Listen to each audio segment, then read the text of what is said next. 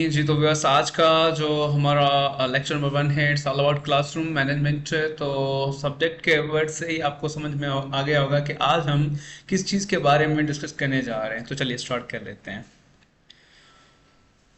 जी तो व्यवस्था आज के हमारे क्लास के जो ऑब्जेक्ट्स हैं, नंबर 1 पे आता है मीनिंग ऑफ क्लासरूम मैनेजमेंट, और नंबर 2 पे आता है definition of classroom management, number 3 पे आता है purpose of classroom management, number 4 पे आता है स्ट्रेटेजीज फॉर क्लासरूम मैनेजमेंट। सबसे पहले हम अपने ऑब्जेक्ट की तरफ चलते हैं। इसका नाम है क्लासरूम मैनेजमेंट। तो क्लासरूम मैनेजमेंट की मीनिंग को हमें समझना है कि what is mean by classroom management. The word exist, ठीक है। तो classroom means your class. Classroom management की अगर हम बात करें, classroom means your class. Classroom की मीनिंग क्या है? जो आपका अपना क्लासरूम होता है उसको ही हम क्लासरूम कहते हैं। मैनेजमेंट को क्या कहते हैं? Management is a combination of two words. Man means people, age means time, and man means a combination of two words. यानी मैनेजमेंट का जो बेसिकली इसकी मीनिंग निकलती है वो निकलती है कि combination of time and peoples, यानी लोगों को और वक्त की आपस में कॉम्बिनेशन कैसी है, तो इससे हम कहते हैं मैनेजमेंट। क्लासरूम मैनेजमेंट मीन्स आपके क्लास में जो आपके पास टीचर्स मौजूद होते हैं, स्टाफ मौजूद होता है, टीचर्स सॉरी स्टूडेंट्स मौजूद होते हैं, इनकी वक्त के साथ कॉम्बिनेशन कैसे है। कि कभी ऐसे आगे पीछे कई चीजें होती है तो हम फिर वही कहते हैं कि यहाँ की मैनेजमेंट अच्छी नहीं है, यहाँ की ये चीज अच्छी नहीं है, तो रेट्स फर्ड। तो उम्मीद है आपको समझ में आ गया कि क्लासरूम मैनेजमेंट की मीनिंग क्या है। To next, definition of classroom management.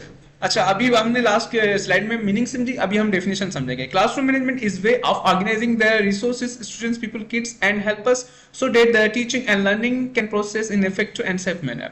यानी क्लासरूम मैनेजमेंट को एक ऐसा वे है, एक ऐसा प्रोसेस है, एक ऐसा तरीका है कि हम अपनी चीजों को ऑर्गेनाइज करें, उनको तरतीब दें, उनको सीक्वेंस में लिखें। कौन सी चीजें हमारे पास रिसोर्सेज होती हैं, हमारे पास स्टूडेंट्स मौजूद होते हैं, हमारे पास टीचर्स मौजूद होते हैं। हम इससे ऐसा हो सकता है कि हमारा जो एनवायरमेंट होता है, लर्निंग का एनवायरमेंट होता है, वो अच्छे से इफेक्टिव वे से प्रोसेस हो सके और अच्छे से वो सेफ मैनर में हमारा चल सके। तो that's the definition of classroom management. To next, अच्छा ये कंटिन्यू, अभी इसकी और भी एक स्लाइड है, चलो उसको समझ लेते हैं। It creates both the best situation in which the students can learn and the teacher can teach. अच्छा, क्लासरूम मैनेजमेंट क्या होता है? इसके अगर हमारा क्लासरूम सही से मैनेज नहीं होगा तो टीचर सही तरीके से पढ़ा नहीं पाएगा और स्टूडेंट सही तरीके से पढ़ नहीं पाएगा।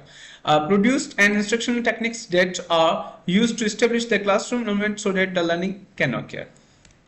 To next, purpose of class. अच्छा, क्या मकसद है, क्या पर्पस है क्लासरूम मैनेजमेंट का? बहुत सारे हैं, चलो इनको समझ लेते हैं one by one.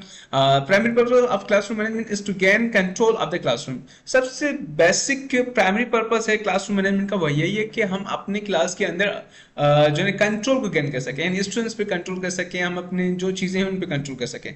Good classroom management results in high levels of students engage time, यानी टाइम के साथ अच्छे से वो एंगेज कर लेते हैं। To provide conductive learning environment to the learners. उसके बाद आता है best utilization of classroom time, social development by including social skills. ये सारी चीजें हमारे क्लासरूम मैनेजमेंट का पर्पस है। अगर हम अच्छे से अपने क्लासरूम मैनेजमेंट कर सकेंगे तो ये सारी चीजों को हम जो है ना हासिल कर सकते हैं, ठीक है। तो नेक्स्ट जी, तो नेक्स्ट स्लाइड पे स्ट्रेटेजीज क्या है फॉर द क्लासरूम। सबसे पहले होती है हमें प्लानिंग चाहिए, how to achieve desired goal, organization. अच्छा, प्लानिंग के अंदर क्या चाहिए? प्लानिंग के अंदर हम ये चीज, इस चीज को हमें समझना है कि हाउ टू अचीव डिजायर्ड गोल, यानी हमारा आज के क्लास का क्या मकसद है। आज जैसे कि मेरा क्या मकसद था, मैंने प्लान किया कि मैंने आपको ये चीज समझानी है तो मैं अपने उस डिजायर्ड गोल तक पहुंचूं। Second point, organisation, rules and procedures should be align with the teaching strategies, यानी टीचर अपने स्टूडेंट्स को बता दे कि भाई आपके रूल्स ये, रेगुलेशन ये, आपको ये चीजें करनी है, ये चीजें नहीं करनी। That's it. और उसके बाद आता है communication. Communication should be effective. Classroom के अंदर टीचर्स की स्टूडेंट्स की जो आपस में बातचीत हो रही है वो इफेक्टिव होनी चाहिए। उसके बाद motivation create, learning environment that encourage social interaction.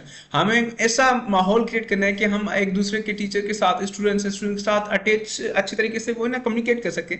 Mostly ऐसा होता है कि हम एक अपने टीचर से घबराते होते हैं कि टीचर से बात क्या करें, पता नहीं टीचर डांटेगा, ये करेगा, वो करेगा, तो ये चीजें नहीं होनी चाहिए। उसके बाद मॉनिटरिंग द एक्टिविटीज, हमें जो क्लासरूम के अंदर एक्टिविटीज कर रहते हैं तो उनको मॉनिटर। तो आज का लेक्चर यहाँ तक था, उम्मीद है आपको समझ में आ गया। तो मिलते हैं नेक्स्ट वीडियो में। तो चैनल के साथ बने रहिए, अपने दोस्तों के साथ शेयर करें जो मोस्टली टीचिंग और एजुकेशन से रिलेटेड, बहुत चैनल भाई बेनिफिट होने वाला है कसम से। तो बनी रही वीडियो के साथ, मिलते हैं नेक्स्ट वीडियो में, तक अल्लाह हाफिज, थैंक यू।